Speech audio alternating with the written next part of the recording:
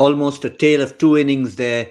The first half completely belonging to Team India, and we were even harboring thoughts of maybe an early finish, but you never do that. Always do it at your own peril in the game of cricket, no matter what the credentials of the opposition might be or whether they're inexperienced or not. Sri Lanka fought back. Dasun Shanaka led the way. He was the lone ranger, played a captain's hand of 74 of just 38 deliveries to take Sri Lanka to 146 for 5, which maybe in terms of average scores would be below par. But from where they were at the 10 over mark, it looks like a monumental total. And certainly the word that we don't use or don't like to use on the show, momentum, if we have to use it, it certainly belongs to Sri Lanka at the moment. Here on Cricbuzz Live, joined by Dinesh Karthik, Zaheer Khan. We were at the halfway mark, TK, just wondering if they'll get to 110, 120, 140 would be a bonus. They've got to 146. What a champion knock from Dasun Shanaka. Yep, I think he's been the standout player for them. We were discussing about his leadership skills as well before the first T20. I think he's the man who's a big difference in that team. For sure, in the series as a batter, I think he's been phenomenal. I think in all the opportunities he's got, he's made a mark for himself. Some of the shots that he played, the good thing about him is he's not slogging just in one direction. He's able to hit over covers. He's able to hit over point. So then it makes it really difficult for a bowler to bowl to him. And he's been the standout batter, scoring more than 50% of the runs, batting at number 6. It doesn't happen too often at all. And to see him do what he's done is a phenomenal effort. Striking at 194.73. And just to put it in context, he came in when the innings was in absolute tatters. First 3 down, then 4 down, and it really didn't look as if they were going anywhere until once again, 4 overs for 72 yesterday. They had a huge finish today as well, Zaheer. Again, at the end, if you look at the total in isolation, it may not look like even the 183 they got yesterday. But in context, they'll be delighted with where they've got. Yes, considering how they started and then something to play with. I think these runs will give them some kind of a target to defend. It would have been a totally one-sided affair otherwise. I think they were just kind of with the momentum of yesterday's innings, how they finished. They wanted to set the ball rolling from the word go. Couldn't really get it going thanks to Avesh and Siraj and also to a certain degree Rohit's captaincy as well. Like he used Avesh and Siraj, saw the opportunity there to have a prolonged spell of quicks bowling right through the power play. So that is something which he did differently today. Went with the game, how it was unfolding. 3 wickets in first 6 overs, 18 runs on board. That explains the story, how tough it was going to be for Sri Lanka to catch up. I think considering that they've done decently well, got 146 runs to defend and rely on their bowlers now. Looks like a very, very tough ask right now for their bowlers to defend, considering how Indian team has been going on about doing their business with the bat. So we still have to wait and watch how it goes. The momentum word which you're using might not come that handy, I think, even though the psychological advantage might seem to be there. But I still feel that I think it's going to be an easy run chase for the Indian team. Well, that's what it does appear. But if you ask the bowling attack between, say, 110, which is what it looked like, or 146, they would grab it, thank Dasun Shanaka, and go out there with some sort of body language. But DK, from India's bowling point of view, someone like an Avesh Khan, 3-1-4-2 to start with, dream magical figures, finishes with 4 overs, 2 for 23, which is still outstanding. But between all 3 of the bowlers, just a bit of a learning curve towards the end. To be expected, but it's at least a good learning to get in these situations.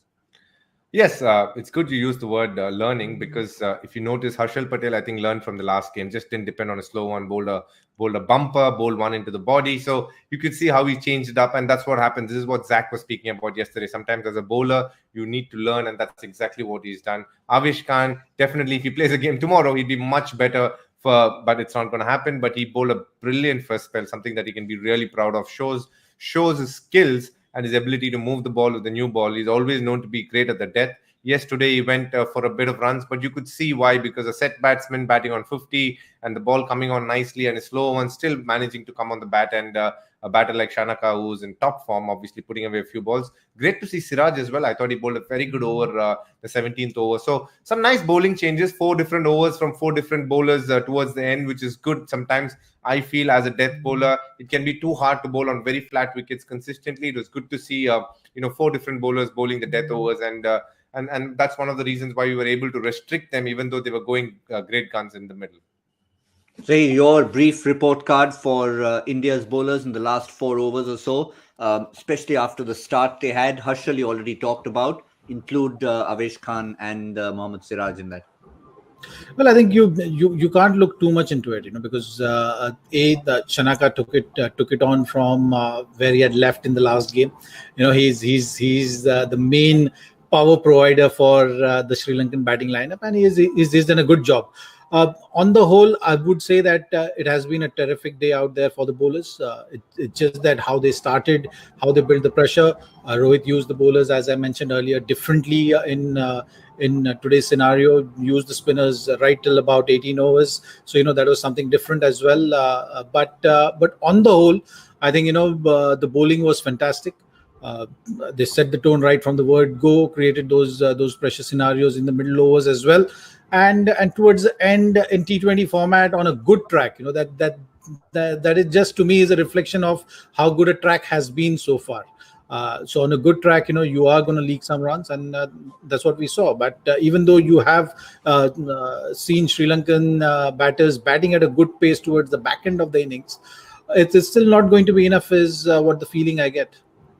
DK, the thinking appeared to be from Rohit Sharma that since I've got this new look bowling attack, let everyone have their full quota.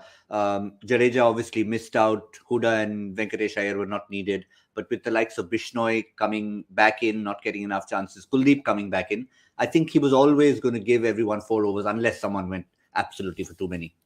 Absolutely. I think we discussed about it, the fact that he has 5 proper bowlers and he'll give them a good run. And that's important, I think. When you're playing as a pure bowler, you expect those 4 overs be given to you, at least on days like this when you won a series and when you're just showcasing your skills. And you could see everybody had a good run. I was very impressed with Bishnoi as well. He bowled some tough overs and bowled it well. Again, the youngster coming good. So as we keep speaking, the bench strength is just getting stronger by the day, and that's great news. Yeah, I mean, for someone like Jadeja, Zaheer, I mean, he's not going to turn around and say I missed out, because I remember he thanked Rohit for the opportunity for batting up the order. He probably may have a role to play with the bat in this run chase, but again, he's the kind of guy who likes to be involved, come what may. Well, I think today he's not bowled a single over, so his sole responsibility in today's game is to make sure that he proves himself with the bat. So I think that's the kind of banter which will be seen, I think, in the dressing room. Rohit must be telling him that, what, I've not given you a single over today. You're the batsman.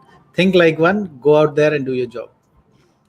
Well, in terms of batting order, we had a few speculations. Could it be Venkatesh Iyer maybe? Or will they go with Sanju Samson, Rohit Sharma? That's exactly what's happened. It's the wicketkeeper and the captain who have walked out to open the innings for India. We were almost there when it came to our little window of predictions, but we fell 2 runs outside the window. 148 is where we needed to get in.